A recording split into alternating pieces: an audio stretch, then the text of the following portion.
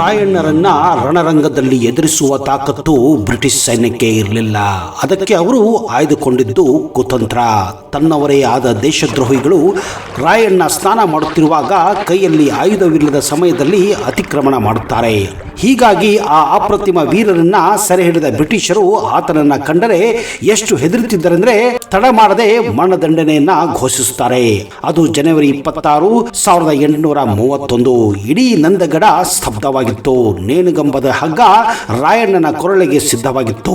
ಸಾವಿನ ದವಡೆಯಲ್ಲೂ ರಾಯಣ್ಣರ ಕಣ್ಣಲ್ಲಿ ಭಯವಿರಲಿಲ್ಲ. ಬದಲಿಗೆ ಬ್ರಿಟಿಷರನ್ನೇ ಸುಡುವಂತಹ ತೀಕ್ಷ್ಣ ನೋಟವಿತ್ತು.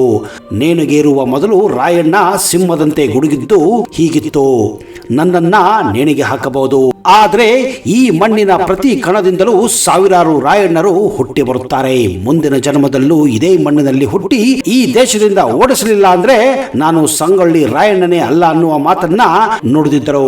ಆದರೆ ಸ್ನೇಹಿತರೆ, ಎಂತ ದುರಾದೃಷ್ಟ ನೋಡಿ. ಜನವರಿ 26 ಅಂದ್ರೆ ಕೇವಲ ನಾವು ಗಣರಾಜ್ಯೋತ್ಸವವನ್ನ ಆಚರಿಸುತ್ತೇವೆ. ಎಷ್ಟೋ ಜನಕ್ಕೆ ಇದೇ ದಿನ ವೀರ ರಾಯಣ್ಣ ವೀರಗತಿಯನ್ನ ಪಡೆದಿದ್ದರು ಅನ್ನೋದನ್ನ ಎಷ್ಟೋ ಜನ ಮರ್ತಿದ್ದಾರೆ.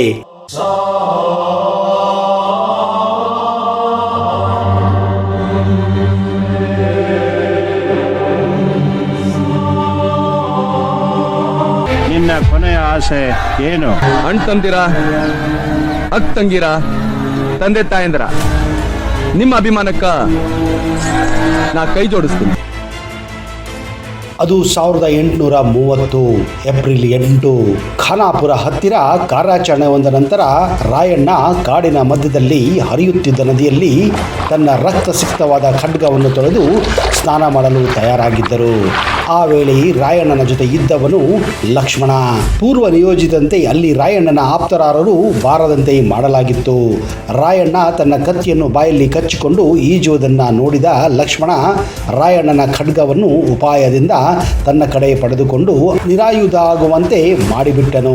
ರಾಯಣ್ಣ ನೀರಿನಲ್ಲಿ ಈಜುತ್ತಾ ಮುಂದೆ ಸಾಗಿದಾಗ ಮೊದಲೇ ನೀರಿನಲ್ಲಿ ಅವಿತುಕೊಂಡಿದ್ದ ರಾಯಣ್ಣನ ವಿರೋಧಿಗಳಾದಂತಹ ಲಿಂಗನಗೌಡ ಹಾಗೂ ಹುಸೇನ್ ಸಾಬಾ ಅನುಯಾಯಿಗಳು ಒಮ್ಮೆಲೆ ರಾಯಣ್ಣನ ಮೇಲೆ ಮುಗಿಬಿದ್ದರು. ಈ ವೇಳೆ ಲಕ್ಷ್ಮಣ ರಾಯಣ್ಣನ ಆಯುಧದೊಂದಿಗೆ ಪರಾರಿಯಾಗುತ್ತಾನೆ. ತನ್ನ ಖಡ್ಗ ತನ್ನ ಜೊತೆ ಇಲ್ಲದಿದ್ದರೂ ವಂಚಕರೊಂದಿಗೆ ದಿಟ್ಟತನದಿಂದ ಒಬ್ಬಂಟಿಯಾಗಿ ರಾಯಣ್ಣ ಹೋರಾಡುತ್ತಾರೆ. ಲಿಂಗನಗೌಡ ಮತ್ತಷ್ಟು ಜನರೊಂದಿಗೆ ಅಲ್ಲಿಗೆ ಬಂದು ಬಲೆ ಹಾಕಿ ರಾಯಣ್ಣನನ್ನ ಸೆರೆ ಹಿಡಿಯುತ್ತಾನೆ.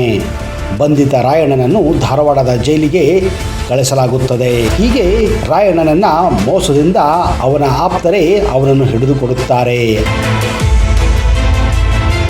ರಾಯಣ್ಣ ಅಪ್ರತಿಮ ದೇಶಭಕ್ತನಾಗಿ ಸ್ವತಂತ್ರ ಸಂಗ್ರಾಮದ ಸೇನಾನಿಯಾಗಿ ಭಾರತವನ್ನು ಆಳುತ್ತಿದ್ದ ಆಂಗ್ಲರ ವಿರುದ್ಧ ಬದುಕಿನ ಉದ್ದಕ್ಕೂ ಹೋರಾಡುತ್ತಾ ನಾಡಿನ ಸ್ವಾತಂತ್ರ್ಯದ ಕನಸಿನಲ್ಲಿಯೇ ಏಲೋಕ ತೊರೆದಂತಹ ವೀರ ಸೇನಾನಿ.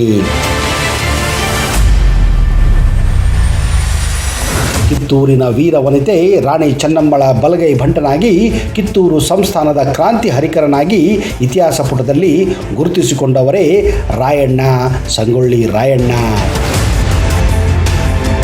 ಸ್ವಾತಂತ್ರ್ಯಕ್ಕಾಗಿ ಬದುಕು ಮುಡುಪಾಗಿಟ್ಟು ನಿಸ್ವಾರ್ಥವಾಗಿ ಹೋರಾಡಿದುದರ ಫಲವಾಗಿಯೋ ಏನೋ ಭಾರತಕ್ಕೆ ಸ್ವಾತಂತ್ರ್ಯ ದೊರಕಿದ್ದು ಅದೇ ರಾಯಣ್ಣ ಜನಿಸಿದ ಆಗಸ್ಟ್ 15ರಂದು. ಬೆಳಗಾವಿ ಜಿಲ್ಲೆಯ ಬೈಲಹೊಂಗಲ ತಾಲೂಕಿನ ಸಂಗೊಳ್ಳಿ ಗ್ರಾಮದಲ್ಲಿ 1798 ಆಗಸ್ಟ್ 15ರಂದು ರಾಯಣ್ಣ ಜನಿಸುತ್ತಾರೆ. ತಂದೆ ಹೆಸರು ಭರಮಣ್ಣ, ತಾಯಿ ಕೆಂಚವ್ವ. ಇಬ್ಬರು ಕೂಡ ಅಪ್ಪಟ ದೇಶಭಕ್ತರು. ರಾಣಿ ಚೆನ್ನಮ್ಮನ ಬಲಗೈ ಭಂಡನಾಗಿದ್ದ ರಾಯಣ್ಣ ಸ್ವಾಮಿ ನಿಷ್ಠೆಯ ಪ್ರತಿರೂಪ. ಅಲ್ಲಿಯವರೆಗೆ ಚೆನ್ನಮ್ಮಾಜಿಗೆ ಅಣತಿಯಂತೆ ನಡೆಯುತ್ತಿದ್ದ ರಾಯಣ್ಣ 1824ರಲ್ಲಿ ಕಿತ್ತೂರು ಸಂಸ್ಥಾನದ ಪತನವಾದ ಬಳಿಕ ಕ್ರಾಂತಿ ನಾಯಕನಾಗುತ್ತಾರೆ. ಕಿತ್ತೂರು ಬ್ರಿಟಿಷರ ವಶವಾದ ಬಳಿಕ ರಾಣಿ ಚೆನ್ನಮ್ಮ, ವೀರ ಜಾನಕಿಬಾಯಿ ಅವರನ್ನೆಲ್ಲ ಬಂಧಿಸಲಾಯಿತು. ಇವರ ಜೊತೆ ರಾಯಣ್ಣರು ಕೂಡ ಬಂಧಿತರಾಗಿದ್ದಾರೆ. ಅದ್ಯಾಕೋ ಗೊತ್ತಿಲ್ಲ, ಬ್ರಿಟಿಷರು ರಾಯಣ್ಣನನ್ನ ಕ್ಷಮಿಸಿದ್ದರು. ರಾಯಣ್ಣ ತನ್ನ ಹಳ್ಳಿಗೆ ಹೋಗಿ ವಾಲಿಕಾರ ಕೆಲಸವನ್ನು ಮುಂದುವರಿಸುತ್ತಾರೆ. ಆದರೆ ಆಂಗ್ಲರ ಗುಲಾಮನಾಗಿದ್ದ ಕುಲಕರ್ಣಿ ತನ್ನ ಅಟ್ಟಹಾಸವನ್ನು ಮರೆಯುತ್ತಿದ್ದನು. ಅದು ರಾಯಣ್ಣನಿಗೆ ಹಿಡಿಸಲಿಲ್ಲ. ಜನರ ಗೋಳನ್ನು ಕಂಡು ರಾಯಣ್ಣ ಮನಸ್ಸು ರೋಸಿ ಹೋಯಿತು. ಈ ಸಲುವಾಗಿಯೇ ಅದೇ ಜನರನ್ನು ಕಲೆ ಹಾಕಿದ ರಾಯಣ್ಣ ಆಂಗ್ಲರ ಆಡಳಿತಕ್ಕೆ ಅಡ್ಡಿ ಆತಂಕಗಳನ್ನು ತಂದೊಡ್ಡಲು ಆರಂಭಿಸುತ್ತಾರೆ. ಹೇಗಾದರೂ ಮಾಡಿ ಕಿತ್ತೂರು ಸಂಸ್ಥಾನವನ್ನು ಪುನಃಸ್ಥಾಪಿಸುವುದೇ ಅವರ ಗುರಿಯಾಗಿತ್ತು. 1830 ವೇಳೆಗೆ ರಾಯಣ್ಣನ ಸೈನ್ಯ 2000 ಯೋಧರನ್ನು ಒಳಗೊಂಡಿತ್ತು. ಯುದ್ಧದ ಬಳಿಕ ಮತ್ತಷ್ಟು ಶಕ್ತಿವಂತನಾದ ರಾಯಣ್ಣ ಕಂಪನಿ ಸರ್ಕಾರದ ಖಜಾನೆಯನ್ನು ಲೂಟಿ ಮಾಡುತ್ತಾ, ಆಂಗ್ಲರ ರುಂಡ ಚೆಂಡಾಡುತ್ತಾ, ಅವರ ಮನೆಗೆ ಬೆಂಕಿ ಹಚ್ಚುತ್ತಾ ಸಿಂಹಸಪ್ನನಾಗುತ್ತಾರೆ. 1831 ಫೆಬ್ರವರಿ 8ರಂದು ಕಿತ್ತೂರಿನ ಕದನ ನಡೆಯುತ್ತದೆ. ರಾಯಣ್ಣನ ಸೇನೆ ಕಿತ್ತೂರಿನಲ್ಲಿರುವುದನ್ನು ಅರಿತಿದ್ದ ಬ್ರಿಟಿಷ್ ಸೇನೆ ಕಿತ್ತೂರಿನ ಮೇಲೆ ದಾಳಿ ಮಾಡಿ ರಾಯಣ್ಣನ ಸೆರೆಗೆ ಮುಂದಾಗುತ್ತಾರೆ. ಕಂಪನಿ ಸರ್ಕಾರ ರಾಯಣ್ಣನನ್ನು ಮಟ್ಟ ಹಾಕಲು ಕುತಂತ್ರ ಯೋಚನೆಯನ್ನು ಮಾಡಿತ್ತು. ರಾಯಣ್ಣನನ್ನು ಹಿಡಿದುಕೊಟ್ಟವರಿಗೆ ಭಾರಿ ಬಹುಮಾನ ಸಾರಿತು. ಕಂಪನಿ ಕೆಲ ಪಟ್ಟಭದ್ರ ಹಿತಾಸಕ್ತಿಗಳು ಸಂಗೊಳ್ಳಿ ರಾಯಣ್ಣನನ್ನು ಹಿಡಿಯಲು ಉತ್ಸುಕರಾಗುತ್ತಾರೆ. ಅದು 1830 ಏಪ್ರಿಲ್ 8.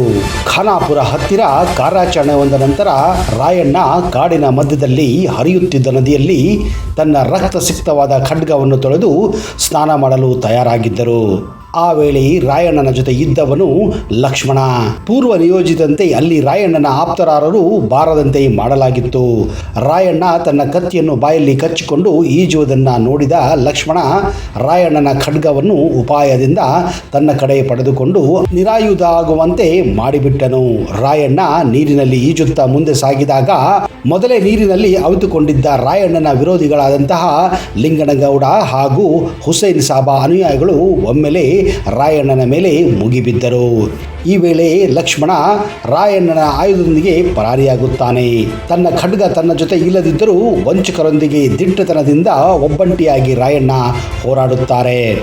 ಲಿಂಗನಗೌಡ ಮತ್ತಷ್ಟು ಜನರೊಂದಿಗೆ ಅಲ್ಲಿಗೆ ಬಂದು ಬಲೆ ಹಾಕಿ ರಾಯಣ್ಣನನ್ನ ಸೆರೆ ಹಿಡಿಯುತ್ತಾನೆ. ಬಂಧಿತ ರಾಯಣ್ಣನನ್ನು ಧಾರವಾಡದ ಜೈಲಿಗೆ ಕಳಿಸಲಾಗುತ್ತದೆ.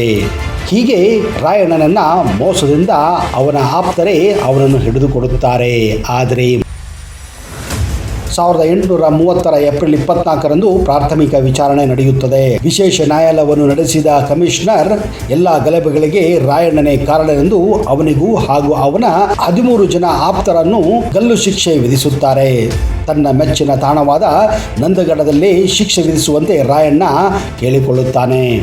1831 ಜನವರಿ 26ರಂದು ದೇಶಭಕ್ತ ರಾಯಣ್ಣನನ್ನು ನಂದಗಡದಲ್ಲಿರುವ ಊರಿನ ಹೊರಗಿನ ಪ್ರದೇಶದಲ್ಲಿ ನೇಣು ಹಾಕಲಾಗುತ್ತದೆ. ನಂತರ ಅವನ ಆಪ್ತರಿಗೂ ಕೂಡ ಗಲ್ಲು ಶಿಕ್ಷೆಯನ್ನು ನೀಡಲಾಗುತ್ತದೆ. ರಾಯಣ್ಣನ ಆಪ್ತ ಮಿತ್ರ ರಾಯಣ್ಣನನ್ನು ಗಲ್ಲಿಗೇರಿಸಿದ ಸ್ಥಳದಲ್ಲಿ ಆಗ ಒಂದು ಆಲದ ಮರದ ಸಸಿಯನ್ನು ಅವನ ಸ್ಮರಣಾರ್ಥ ನೆಡುತ್ತಾನೆ. ಈ ಸ್ಥಳದಲ್ಲಿ ಈಗ ಆ ಸಸಿ ಬೃಹತ್ ಆಕಾರದ ಆಲದ ಮರವಾಗಿ ಬೆಳೆದಿದೆ. ಜನರು ಸಂತಾನವನ್ನು ಪಡೆಯಲು, ಸುಖ ಶಾಂತಿಯನ್ನು ಪಡೆಯಲು ರಾಯಣ್ಣನಲ್ಲಿ ಬೇಡಿಕೊಳ್ಳಲು ಈ ಗಿಡಕ್ಕೆ ಭಕ್ತಿಯಿಂದ ಪೂಜಿಸುತ್ತಾರೆ. ಈ ಸ್ಥಳವನ್ನು ಭೇಟಿ ಕೊಟ್ಟರೆ ರೋಮಗಳು ರೋಮಾಂಚನಗೊಳ್ಳುತ್ತವೆ. ಸ್ನೇಹಿತರೆ, ನೀವು ನಿಜಕ್ಕೂ ದೇಶಭಕ್ತರಾಗಿದ್ದರೆ ನಂದಗಡದಲ್ಲಿರುವ ರಾಯಣ್ಣನ ಸಮಾಧಿಗೆ ಜೀವನದಲ್ಲಿ ಒಮ್ಮೆಯಾದರೂ ಭೇಟಿ ಕೊಡಿ.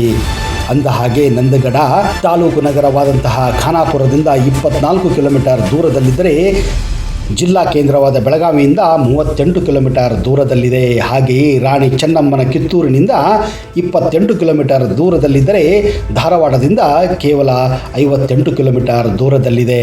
ಹಾಗೂ ರಾಜ್ಯದ ರಾಜಧಾನಿ ಬೆಂಗಳೂರಿನಿಂದ ಬರೋಬ್ಬರಿ 488 ಕಿಲೋಮೀಟರ್ ದೂರದಲ್ಲಿದೆ.